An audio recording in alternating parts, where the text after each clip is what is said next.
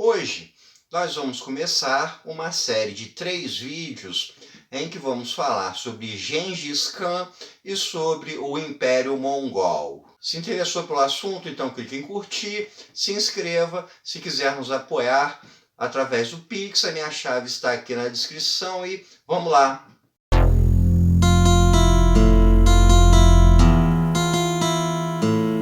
O Império Mongol é bastante conhecido pelo seu amplo domínio que conquistou durante o século XIII, que foi até meados do século XIV, e também pela extrema violência das suas incursões militares, por toda a violência, por toda a destruição que foi causada ao longo das suas invasões. Isso de fato é verdade, a gente não pode negar que as invasões dos mongóis foi de fato bastante violenta, houve cidades que foram completamente destruídas, mas o Império Mongol ele representa uma mudança muito significativa no curso da história da humanidade, em especial a gente falando sobre Europa e Ásia. O Império Mongol, no seu limite máximo geográfico, ele abarcou a região onde hoje é a Mongólia, a Sibéria, a China, toda a região que é chamada de Indochina, como Vietnã, Laos, Bangladesh, pegou regiões do Himalaia, localidades onde hoje são Turcomenistão, Quirguistão, o Irã, o Iraque. Os mongóis chegaram a tomar Bagdá, tomaram boa parte de terras do Oriente Médio, só não conseguiram conquistar a Península Árabe, inclusive chegaram à Europa, dominaram a Hungria, inclusive suas tropas chegaram até a Polônia, porém na Polônia houve uma reunião de soldados alemães, e os mongóis não conseguiram ir adiante, e também eles dominaram a região onde hoje é a Ucrânia, eles dominaram a cidade de Kiev. Então foi um império que teve como sua extensão indo desde a China até o leste da Europa. A existência do Império Mongol foi muito importante, inclusive para germinar o que são muitos países nos dias de hoje, como por exemplo o Irã, o Japão e a Coreia e a China, são países cuja cultura, cujos laços que fazem uma nação surgiram justamente por causa da invasão mongol. Um outro fator extremamente importante da invasão mongol foi com relação à ligação que as suas rotas de comércio gerou entre Oriente e Ocidente, a chamada Rota da Seda.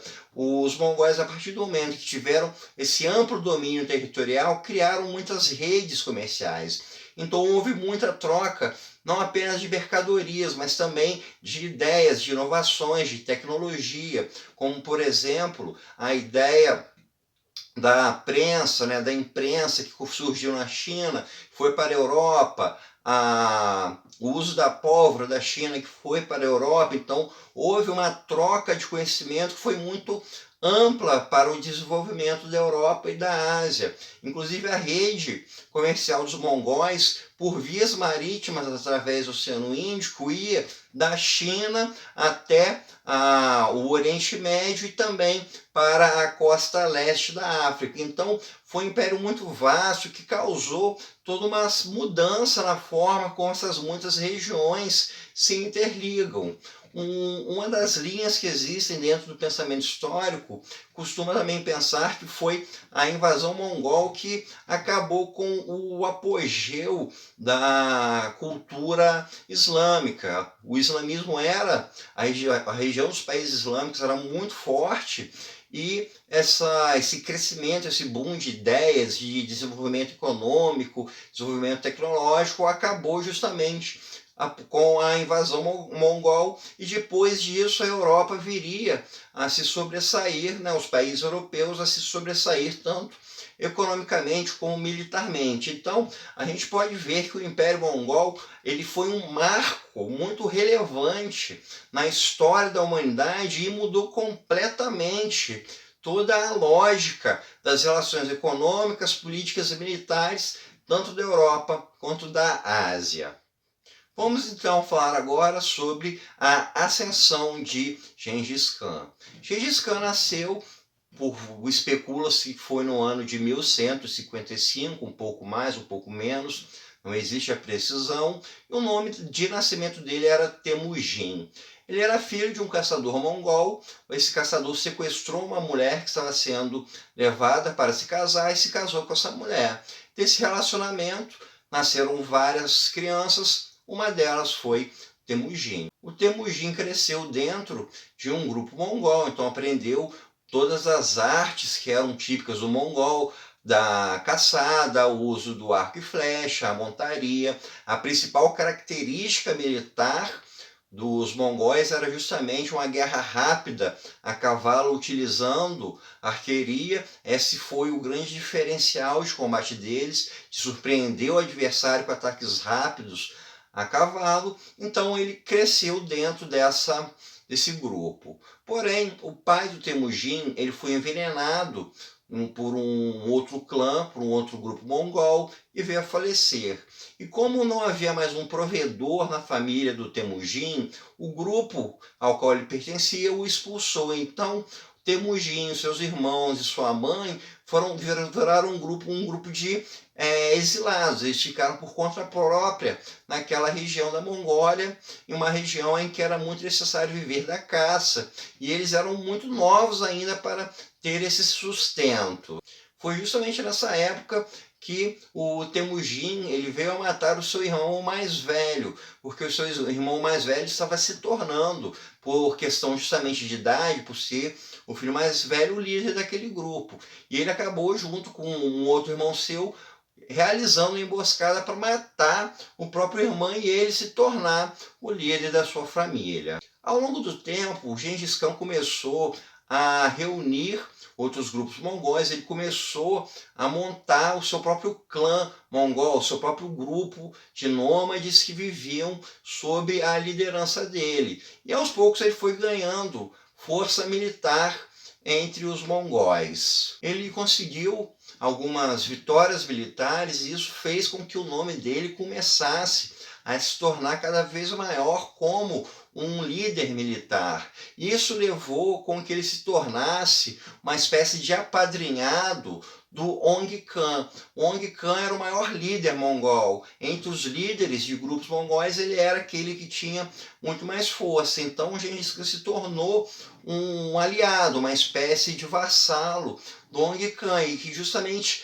levava as campanhas militares que o Ong Khan desejava. E a principal dessas batalhas militares foi contra os tártaros.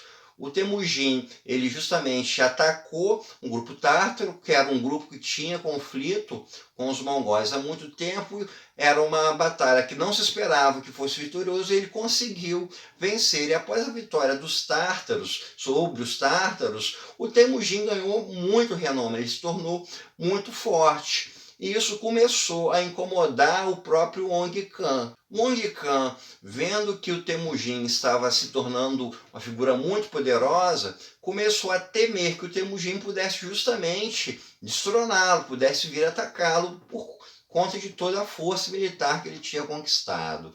Então o Ong Khan ele planejou uma emboscada para matar o Temujin. Ele convidou o Temujin para o jantar, mas quando o Temujin estava se aproximando, veio a emboscada, ele conseguiu fugir e sobreviver. Ele passou um bom tempo fugindo em meio àquela região da Sibéria, até ele conseguir reunir novamente tropas, reunir soldados sob a sua liderança. E com esses soldados reunidos, então, ele atacou o Ong Khan e ele saiu vitorioso. Ele conseguiu conquistar o Ong Khan. Ele derrotou o maior dos líderes mongóis e se tornou líder de todos esses grupos que estavam sob o controle dele. Havia apenas um grupo que ainda não estava integrado, que era um grupo chamado Naiman, que vivia a oeste dessa região onde o Temujin controlava. O conflito entre as tropas do Temujin e as tropas de Naiman veio a ocorrer, e no ano de 1206 o Gengis Khan derrotou os Süleyman e os subjugou. Então, em 1206, o Temujin obteve controle sobre todos os grupos mongóis. Então, ele deixou de ser o Temujin e assumiu o nome de Gengis Khan, que seria algo como o grande líder. Ele se tornou o grande líder mongol, reunindo todas aquelas tribos que sempre foram independentes sobre si. Ou seja, ele deu início a um novo império. Logo que o Gengis Khan, então, montou um império, ele precisou começar a criar uma estrutura administrativa. Ele criou muitas mudanças em relação a como os mongóis mantinham essas relações suas, principalmente as relações militares. Essas relações normalmente eram, e isso é muito comum quando a gente estuda povos da antiguidade, da Idade Média, essas relações eram muito pautadas pelo laço familiar. O Gengis Khan, ele já pensava de outra forma. Ele pensava a questão da estrutura militar dele através de lealdade e através de mérito. Ele valorizava aqueles que lhe mostravam lealdade e aqueles que mostravam competência em campo de batalha. E isso fez com que a máquina de batalha dele fosse extremamente eficiente. E como ele prezava muito a ideia de lealdade, muitos dos povos que ele se submetia acabavam prestando lealdade a ele. E mesmo que fossem inimigos de armas antigamente, ele aceitava que esses grupos agora se tornassem leais a ele. Existe um fato curioso referente ao Império Mongol, é que você não teve no Império Mongol um predomínio da cultura mongol sobre os povos que ele dominou. Quando a gente fala sobre o imperialismo, quando a gente fala sobre o império que domina o outro, você sempre vai ter um império vencedor impondo sua cultura sobre o império perdedor. A gente pode pegar o Império Romano, que por onde dominou, todos os valores ali daquela cultura grego-latina se fizeram predominantes. A gente pode pensar também a colonização da Europa na América, que fez com que toda a cultura das Américas fosse uma cultura europeia, que os índios aceitassem a religião europeia, falassem os idiomas europeus. Já no Império Mongol, não houve essa obrigação de se submeter a uma cultura mongol. A religião mongol, a principal religião deles era adorar o grande céu azul. A adoração do grande céu azul não se tornou religião forte de lugar nenhum, porque os mongóis não impuseram nenhum tipo de obrigação com relação à religião. Os mongóis não obrigaram nenhum grupo subalterno a falar o seu idioma, aceitar a sua cultura. Eles permitiram que cada povo pudesse manter os seus hábitos, contanto que houvesse esse juramento de lealdade e também a participação das relações comerciais, pagamento de impostos, a participação de campanhas militares, etc. Assim que o Temujin se tornou Gengis Khan e se tornou imperador mongol, ele recebeu teve seu primeiro conflito diplomático, digamos assim.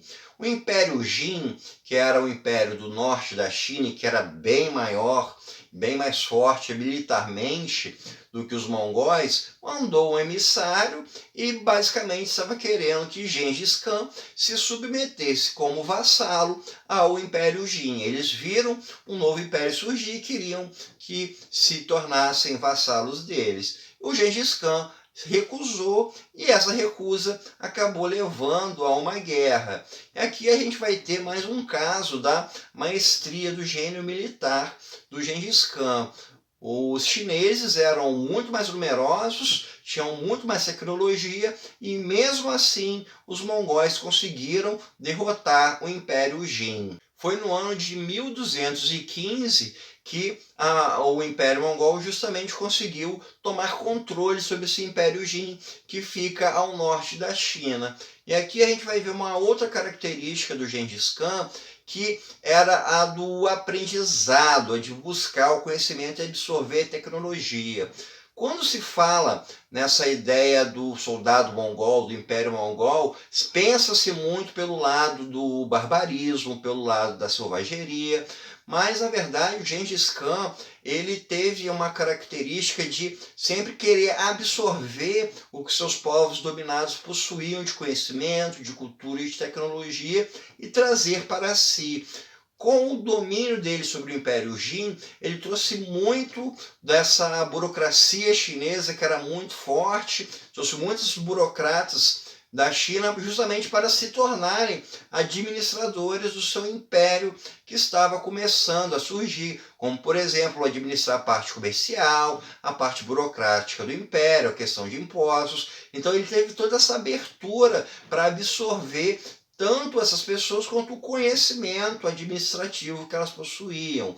E também eles absorveram muito da tecnologia militar chinesa, em especial quando se fala de armas de cerco. Catapultas, trabuco, arites, o próprio uso de pólvora como explosivos em catapultas, isso tudo foi incorporado ao Império Mongol. Tanto é que houve povos que, ao serem atacados pelos mongóis, achavam que os mongóis eram apenas um grupo de cavaleiros com arcos.